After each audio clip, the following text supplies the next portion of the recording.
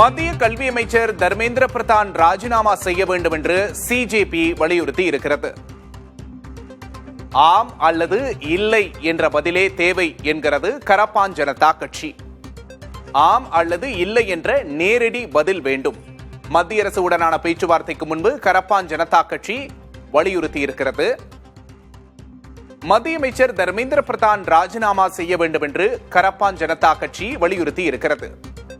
ஆம் அல்லது இல்லை என்ற பதில் தேவை என்று தெரிவித்திருக்கிறது கரப்பான் ஜனதா கட்சி.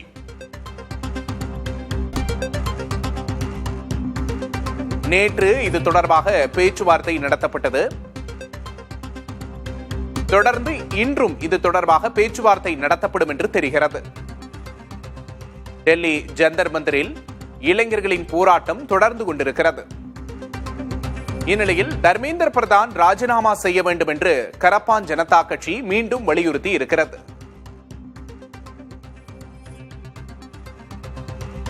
மத்திய கல்வி அமைச்சர் தர்மேந்திர பிரதான் ராஜினாமா செய்ய வேண்டும் என்பது கரப்பான் ஜனதா கட்சியின் முக்கிய கோரிக்கையாக இருக்கிறது. ஆம் அல்லது இல்லை என்ற நேரடி பதில் வேண்டும் என்கிறது கரப்பான் ஜனதா கட்சி.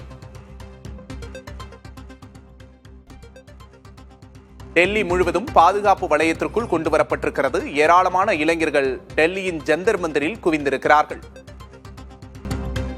நீட் தேர்வுக்கு எதிரான போராட்டம் ஜந்தர் மந்திரில் தொடர்ந்து வரும் நிலையில் கரப்பான் ஜனதா கட்சி தனது முக்கியமான கோரிக்கையான மத்திய அமைச்சர் தர்மேந்திர பிரதான் ராஜினாமா செய்ய வேண்டும் என்பதில் உறுதியாக இருக்கிறது.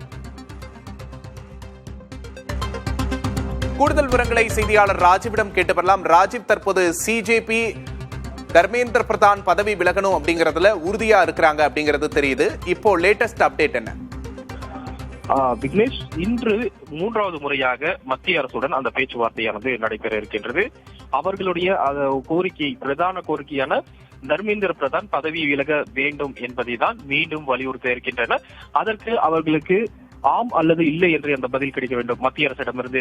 ஆமாம், இது தொடர்பான நடவடிக்கை எடுக்கப்பட்டு அவர் பதவி நீக்கம் செய்யப்படுவார் என்ற ஒரு விஷயத்தை அவருக்கு சாதகமாக பதிலாக அளிக்க வேண்டும். அப்படி இல்லை என்று அவர்கள் தரப்பு மத்திய அரசு ஏதேனும் சொல்ல என்றால் இந்த போராட்டமானது அடுத்த கட்டத்திற்கு எடுத்து செல்லப்படும் என சிஜேபி தற்போது எச்சரிக்கை விடுத்திருக்கிறார்கள். இதுக்கிடையில் காவல்துறையினர் தொடர்ந்து கண்காணிப்பை மேற்கொண்டு வருகிறார்கள்.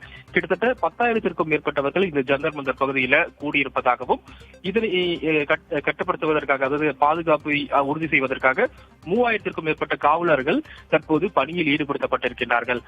ஜந்தர் மந்தர் பகுதி, அதே போல ஜந்தர் மந்தர் பகுதியை இணைக்கக்கூடிய சாலைகள் முழுமையாகவே தடுப்புகள் அமைக்கப்பட்டிருக்கின்றது. சிசிடிவி கேமராக்கள் அமைக்கப்பட்ட இருக்கின்றது. அதே போல அந்த ஏற்கனவே குற்ற பின்னணியில் இருக்கக்கூடிய நபர்கள் இந்த பகுதிகளுக்கு வந்து சென்றால் அவர்களை அடையாளம் காண்பதற்காக தொழில்நுட்பம் கொண்ட அந்த கேமராக்கள் மூலமாகவும் கண்காணிப்பானது தீவிரப்படுத்தப்பட்டிருப்பதாக காவல்துறையினர் தெரிவித்திருக்கிறார்கள்.